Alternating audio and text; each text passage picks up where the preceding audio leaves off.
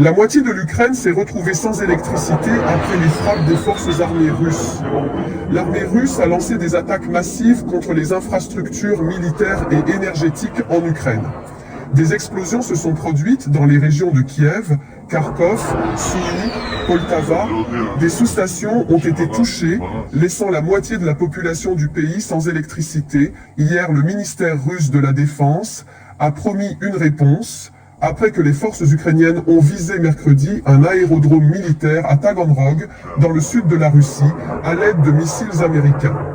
Tirant 93 missiles et près de 200 drones, a déclaré le président ukrainien Volodymyr Zelensky, décrivant cela comme l'un des plus lourds bombardements du secteur énergétique du pays depuis l'invasion totale de la Russie il y a près de 3 ans.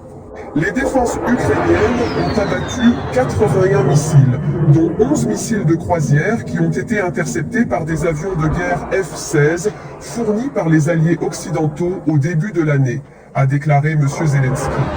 La Russie terrorise des millions de personnes avec de telles attaques, a-t-il déclaré sur sa chaîne Telegram, renouvelant son appel à l'unité internationale contre le président russe Vladimir Poutine. Une réaction forte du monde est nécessaire, une frappe massive, une réaction massive.